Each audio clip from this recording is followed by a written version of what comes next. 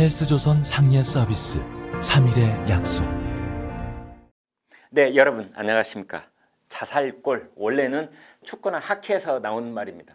자살골이란 무엇인가? 어떤 선수가 이 자기 편 골대에 공을 넣는 것을 말합니다. 이 세상에 어떤 선수도 잠시 미치지 않은 이상 자기 편 골대에 일부러 공을 차놓지는 않습니다. 이 상대편 공격수의 공을 막아내려다 실수로 내 머리나 내 다리에 맞아 내 편 골대에 공이 들어가는 것이지요. 남미에서 자살골을 넣은 선수가 피살되는 사건이 있은 후로 자살골이라는 말은 거의 사문화되었고 지금은 자책골이라고 순화해서 부릅니다.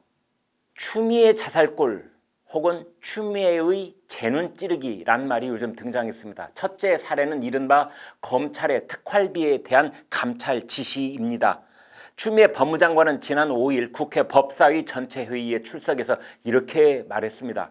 대검에서 올해 특활비를 94억 원을 일괄 수령해 임의로 집행한다.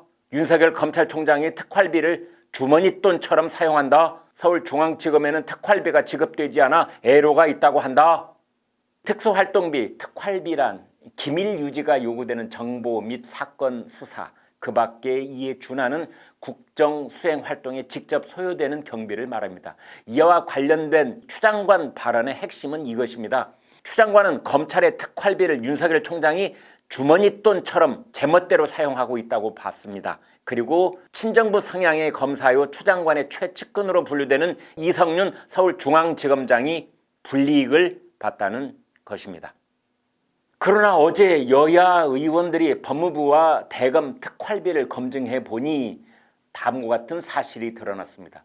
2018년부터 올해 10월까지 2년 10개월치 특수활동비 집행 현황을 조사했는데 서울중앙지검에 내려보낸 특활비는 전체 특활비 중에 2018년 16.6%, 2019년 18.6%, 올 들어 10월 현재까지 14.4%에 이르고 있습니다. 추 장관이 언급한 내용과 다르게 나타난 것입니다. 또 이 국민의힘 조수진 의원이 밝혀낸 바에 따르면 대검찰청에 매년 배정되는 특활비 예산 중 일부가 법무부 검찰국으로 흘러들어간 것으로 확인됐습니다. 검찰의 인사나 예산을 담당하는 검찰국은 수사나 첩보 활동과는 무관한 곳이기 때문에 특활비가 본래 용도와는 다르게 편법 사용되고 있는 것 아니냐는 지적이 나온 것입니다. 2017년 검찰국장과 서울중앙지검장이 연루된 회식 자리, 그때의 돈봉투 사건에서 보듯이 법무부에 쌈짓돈처럼 사용될 소지가 있다는 것이 드러난 것입니다. 추 장관이 윤 총장의 특활비를 주머니 돈이라고 했는데 알고 보니 추 장관의 특활비가 오히려 쌈짓돈이 아니었느냐는 지적이 나오고 있는 것입니다. 구체적으로는 추 장관이 장관에 임명된 올해 1월부터 최근까지 법무부 검찰국에 12차례에 걸쳐 검찰 특활비 10억 3천만 원이 지급됐는데 그중 일부의 날짜를 보면 1월 20일 1억 원, 8월 2차례 1억 5천만 원, 11월 2일 3천만 원 등입니다. 추미애 장관은 무슨 대단한 비위 사실을 감찰하려는 것처럼 칼을 뽑았으나 알고 보니 이성윤의 서울중앙지검에도 정상적으로 특활비가 배분되고 있었고 오히려 추 장관의 발밑을 허물듯이 법무부 검찰국으로 올해만 10억 원이 넘는 돈이 들어간 것으로 밝혀진 셈입니다.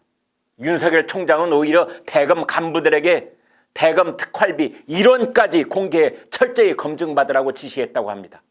대검 특활비는 운영 지원과 계장에 관리하고 수사비 형태로 분배되는데 돈을 송금하면 계좌 이체 내역도 남고 팩스로 지급 확인서까지 받아 파일처를 만들어 보관해온 것으로 전해졌습니다.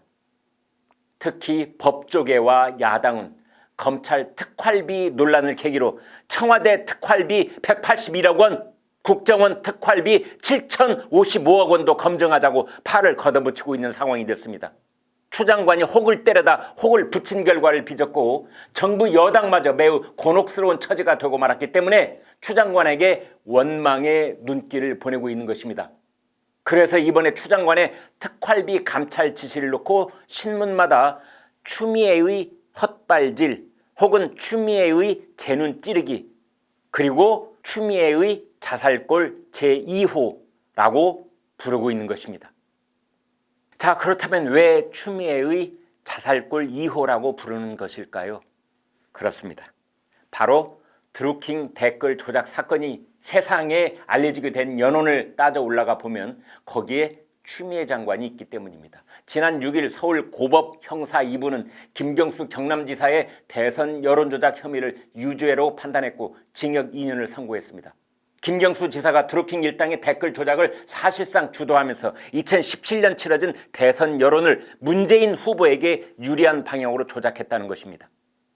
그런데 이런 드루킹 사건은 어떻게 세상에 알려지게 됐을까요?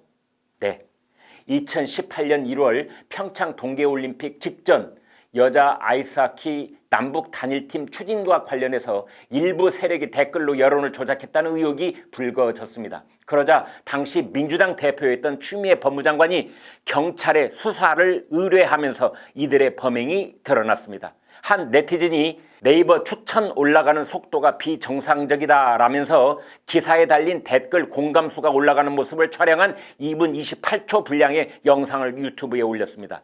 최종 공감수 4만여 건을 기록한 이 댓글에 1초에 5건씩 공감이 클릭됐다, 조작이다 이런 주장이 나오기 시작했습니다. 친여 성향 방송인 김어준 씨도 네이버 댓글 조작 의혹을 제기했습니다. 김 씨는 추미애 대표의 댓글 조작 의혹 수사 의뢰 한 달 전부터 자신이 출연하는 방송에서 지령 내리는 특정 프로그램으로 알바하는 댓글 부대가 있다면서 매크로로 댓글 조작 누가 시켰는지 수사해야 한다고 했습니다. 그 후에 경찰이 경제적 공진화 모임 경공모 사무실을 압수수색하고 관계자를 긴급 체포했는데 이들은 민주당 권리당원으로 드러났습니다. 이후에 김경수 경남지사의 경공모 사무실 방문 등 공모 정황이 드러나는 등 여권의 조직적인 개입 가능성이 거론됐고 2018년 6월 허익범 특별검사팀이 꾸려졌습니다. 특검은 김경수 지사는 드루킹의 공범이라고 결론을 내렸고 그를 포털 여론 업무 방해, 공직선거법 위반 혐의로 재판에 넘겼습니다. 김 지사가 킹크랩 시연회에 참석하고 댓글 작업 결과를 보고받는 등 댓글 조작에 관여한 공범이라고 판단한 것입니다. 결론을 요약해서 말씀드리자면 김어준 씨의 의혹 제기 그리고 추미애 민주당 대표의 수사 의뢰가 없었다면 드루킹 사건은 그대로 묻혀버렸을지도 모른다는 것입니다. 그래서 드루킹 사건을 김어준 씨가 도와준 추미애의 제1호 자살골이라고 부르는 것입니다. 여기서 우스갯소리도 나옵니다. 앞으로 추미애의 세 번째 자살골도 있을까? 있다면 그것은 무엇일까? 자살골을 3번 넣으면 그것도 해트트릭이라고 불러줘야 할까? 추미애 장관이 일부러 자살골을 넣었을까요? 추 장관은 댓글 수사 의뢰, 특활비 감찰 지시 이런 것들이 자살골이 될 수도 있다는 것을 몰랐을까요? 추미애 장관의 셈법은 무엇일까요? 서울시장 후보가 될 수 있다면 무엇이든 할 수 있다는 각오인 것일까요? 최소한 차기 총리로 낙점받을 수 있다면 무엇이든 할 수 있다는 생각일까요? 아니면 추미애 장관은 그냥 억울한 것일까요? 자기 자식이 황제 휴가 혐의를 벗은 것도 대통령과 친문 지지층 덕분이라고 보고 그에 대한 보답을 하고 있는 것일까요? 아니면 추 장관 아들의 군복무 특혜 의혹을 재수사해달라는 야당의 항고장이 검찰에 접수됐는데 이 사건이 서울 동부지검에서 서울 고검으로 올라갈 경우 정권으로부터 또 한 번의 지원이 필요하다고 보고 있는 것일까요? 아니면 추미애 장관의 뒤에서 이런 일을 지휘하고 있는 설계자가 있고 그렇다면 그는 누구일까요? 여러분은 어떻게 보십니까?